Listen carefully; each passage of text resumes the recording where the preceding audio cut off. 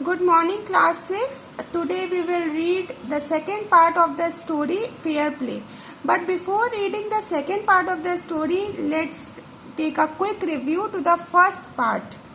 So, in the first part, there were two friends, Jumman and Algu. They looked after each other's family in each other's absence. The difference between them arose because of an old aunt of Jumman.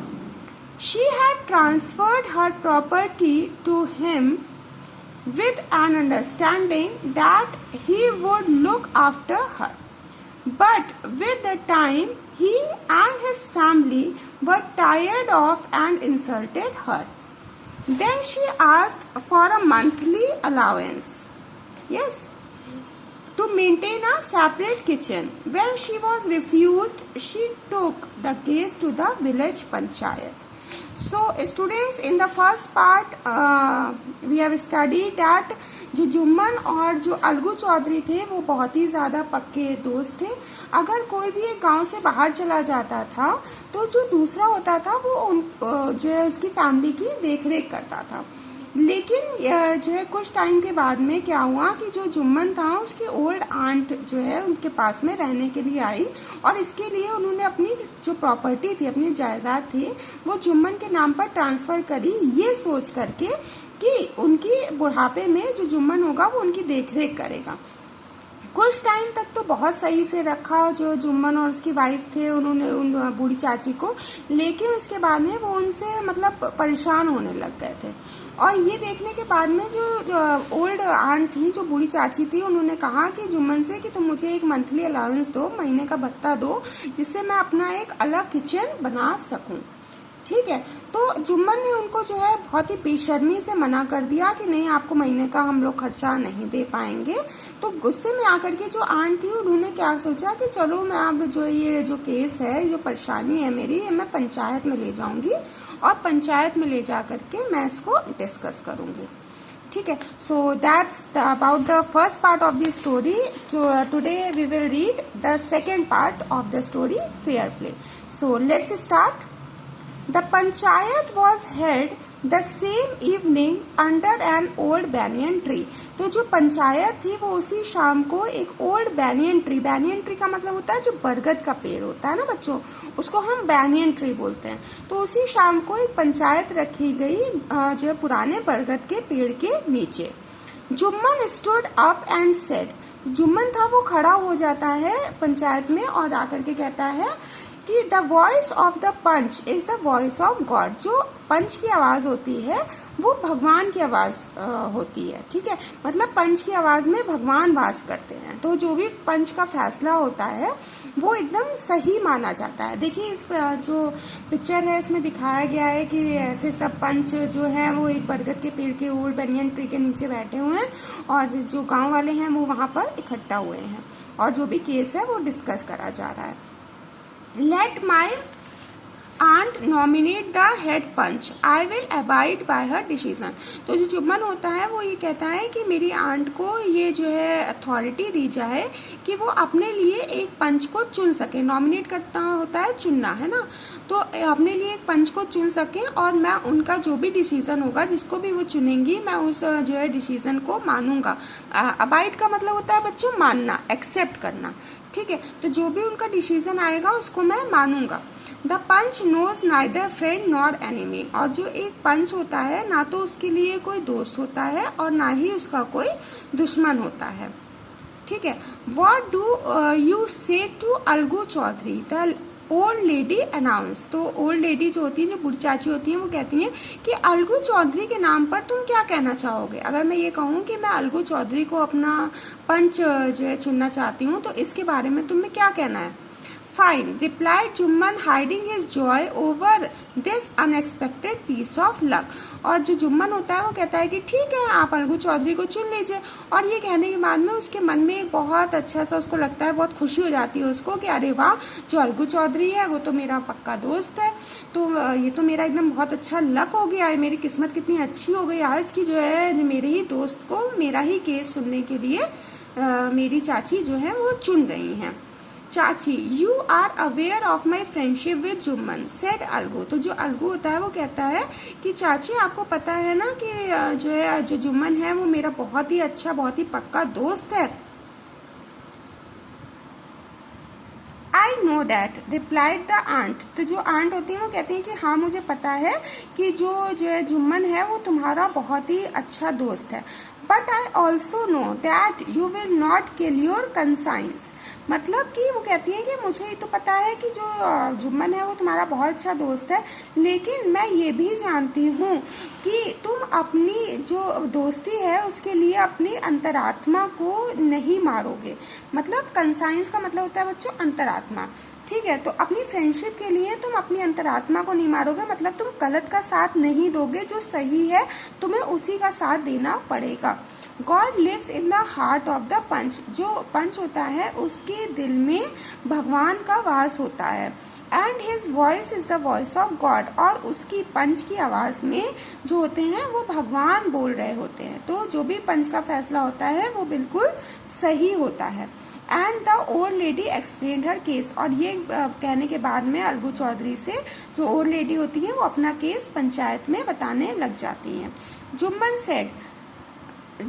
Said Algu. तो अलगू जो होता है वो कहता है कि Jumman, you and I old friends, तुम और मैं बहुत पुराने दोस्त हैं, बहुत पुराने मित्र हैं।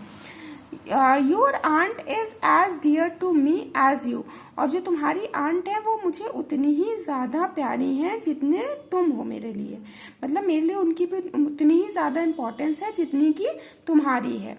Now I am a panch. और अब मैं यहाँ पर एक पंच हूँ। You and your aunt are equal before me. और तुम और तुम्हारी जो आंट है वो मेरे लिए बिल्कुल बराबर हैं। मैं दोनों में किसी तरह का कोई भी भेदभाव नहीं कर सकता। वॉट हैव यू टू से इन योर डिफेंस। और अब तुम अपने तरफ से अपने लिए क्या कहना चाहोगे, अपने डिफेंस में क्या बोलना चाहोगे। 3 years ago बिगिन जुम्मन। और जो जुम्मन होता है वो कहना शुरू करता है कि 3 साल पहले my aunt transferred her property to me. मेरी जो आंट है उन्होंने अपनी प्रॉपर्टी मेरे नाम पे, अपनी जो जायदाद थी वो मेरे नाम पे ट्रांसफर करी थी, दी थी मुझे। I promise to support her as long as she lived. और मैंने उनसे ये वादा किया था, मैंने उनको ये प्रॉमिस किया था कि मैं उनको जो है सपोर्ट करूंगा, मैं उनको अपने पास में रखूंगा जब तक वो जो है जीवित रहती हैं, जब तक उनकी लाइफ होती है। I have done all I could. और जितना भी मुझसे हो सकता था मैंने उतना अपनी तरफ से सब कुछ करा है। There have been a couple of quarrels between my wife and her। और मेरी वाइफ के बीच में जो है कुछ लड़ाइयाँ हुई। क्वेरल्स का मतलब होता है लड़ाई झगड़ा होना।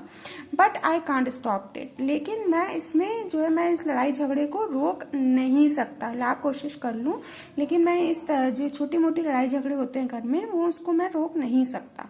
Now my aunt is claiming a monthly allowance from me. और जो अब मेरी जो आंट है वो मुझसे जो है महीने का भत्ता मांग रही हैं। मंथली अलाउंस का मतलब होता है महीने का भत्ता, ठीक है। मतलब महीने का जो हम खर्चा पानी होता है ना उसको बोलते हैं मंथली अलाउंस। तो मेरी आंट अब मुझसे मंथली अलाउंस मांग रही हैं।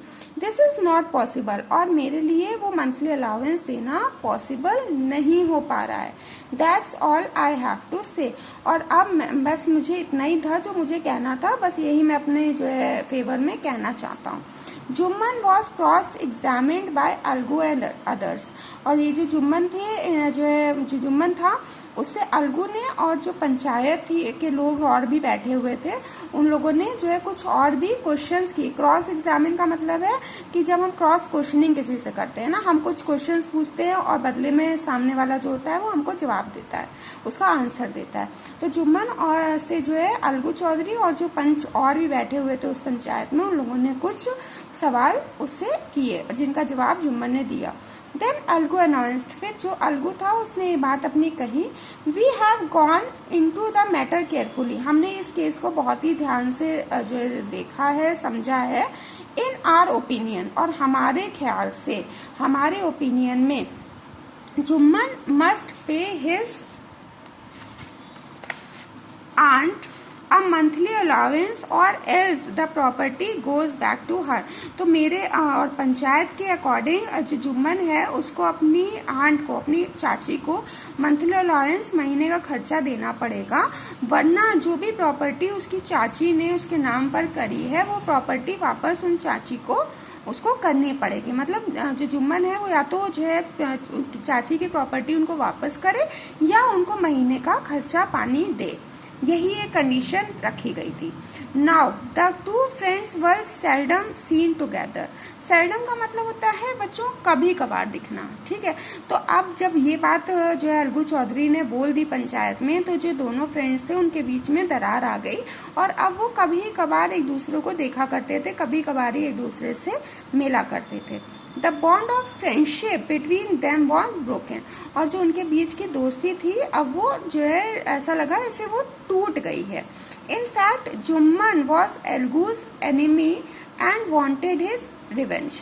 तो अब क्या था, अब जो जुम्मन था वो अपने जो अलगू चौधरी था उसको अपना दुश्मन मानने लगा था जुम्मन, और उससे बदला लेना चाहता था। रिवेंज का मतलब होता है बच्चों बदला लेना, ठीक है। एनिमी का मतलब होता है दुश्मन। तो फिर जो जुम्मन था वो अलगू चौधरी को अपना दुश्मन मानने लगा था और उससे बदला लेना चाहता था। So student, this is the second part of this story fair play. Let's take a quick review. एक बार फिर से हम लोग इसको रिवाइज कर लेते हैं क्या हुआ था सेकेंड पार्ट में। सेकेंड पार्ट में जो ओल्ड बैनियन ट्री पर एक पंचायत रखी गई थी उसी शाम को, और जो जुम्मन था वो जो है पंचायत में बोलता है कि जो मेरी चाची हैं वो किसी को भी अपना पंच चुन सकती हैं और मैं जो है उसको बिल्कुल उनके डिसीजन की रिस्पेक्ट करूंगा, जो भी जिसको भी वो चुनेंगी मैं उसको मानूंगा, क्योंकि जो पंच होता है वो ना तो किसी का दोस्त होता है और ना ही किसी का दुश्मन होता है। तो जो ओल्ड चाची थी वो जो अलगू चौधरी था उसको अपने जो है पंच के रूप में चुनती हैं, ठीक है। तो ये जानने के बाद में जो जुम्मन होता है वो बहुत ही ज्यादा खुश हो जाता है। खुश क्यों जाता है? क्योंकि अलगू चौधरी उसका बेस्ट फ्रेंड था, है ना, उसका बेस्ट फ्रेंड था अलगू चौधरी। तो उसको लगता है कि अब ये मेरा बेस्ट फ्रेंड है तो ये मेरे ही फेवर में जो केस जो करेगा, मतलब मेरा ही फेवर लेगा। तो जो है फिर जो अलगू चौधरी होता है वो जो चाची से कहता है कि आपको पता है ना कि जुम्मन मेरा बहुत ही अच्छा दोस्त है। तो चाची उसे कहती है कि मुझे पता है कि वो तुम्हारा बहुत अच्छा दोस्त है, लेकिन अपनी दोस्ती के लिए तुम अपनी कंसाइंस मतलब अपनी अंतरात्मा को नहीं मारो। कंसाइंस का मतलब अंतरात्मा, ठीक है। अबाइड का मतलब जो है कोई भी बात है उसको जो है मानना, उसको एक्सेप्ट करना। नॉमिनेट का मतलब होता है किसी को चुनना, ठीक है। तो तुम अपनी अंतरात्मा को नहीं मानोगे। God lives in the heart of the panch, मतलब जो पंच होता है उसके दिल में भगवान वास करते हैं। उसके बाद में जो चाची थी उन्होंने अपना पूरा केस जो है पंचायत के आगे रखा था। फिर जो जुम्मन अलगू चौधरी था वो जो कहता है कि जुम्मन तुम और मैं फ्रेंड है, लेकिन जो है तुम्हारी और तुम और तुम्हारी चाची जो है वो मेरे लिए बिल्कुल बराबर हैं, ठीक है। तो फिर जो जुम्मन होता है वो अपना पूरा केस बताने लगता है कि 3 साल पहले जो है चाची थी उन्होंने मुझे प्रॉपर्टी ट्रांसफर करी थी और मेरी वाइफ मतलब चाची और मेरी वाइफ के बीच में जो भी लड़ाई झगड़ा हुआ उनकी वजह से हमारे परिवार में दरार आ गई है और अब ये मुझसे एक मंथली अलाउंस मांग रही है जो कि देना मेरे लिए पॉसिबल नहीं है। Jumman was cross examine by Algu others, और इसके बाद में जुम्मन से जो है अलगू चौधरी और जो पंचायत के और लोग थे वो कुछ सवाल जवाब करते हैं। इसके बाद में जो है लास्ट में रिजल्ट ये निकलता है कि जो अलगू चौधरी होता है वो ये कहता है कि ठीक है जो भी प्रॉब्लम है, लेकिन अब अगर इस केस को हम देखें तो जो है जुम्मन को या तो मंथली अलाउंस देना पड़ेगा चाची को, और या फिर अगर वो मंथली अलाउंस नहीं दे पाता है, महीने का खर्चा नहीं दे पाता है चाची को, तो जो प्रॉपर्टी है चाची की वो वापस से जो है चाची के पास में चली जाएगी। जुम्मन को वो प्रॉपर्टी वापस करनी पड़ेगी, उसको लौटाना ही पड़ेगा। ये जो पंचायत में वो जो है अपनी बात को रखते हैं अलगू चौधरी, तो उसके बाद में दोनों फ्रेंड्स के बीच में थोड़ी सी दरार आ जाती है और वो सेल्डम मतलब कभी कभार, हमने बताया था आपको, कभी कभार मतलब रेयरली रियरली एक दूसरे को देखने लगते हैं, मतलब एक दूसरे से मिलने लगते हैं, और उनकी जो फ्रेंडशिप होती है वो टूट जाती है। और जुम्मन ये सोचता है कि ठीक है, अब से मैं, जो अलगू चौधरी है वो मेरा दुश्मन है और मैं इससे बदला ले करके ही रहूंगा। So this is all about the first and the second part of this story fair play. Students, the next part we will cover in our next class, that is tomorrow. Till then, please read this chapter once again. Thank you so much.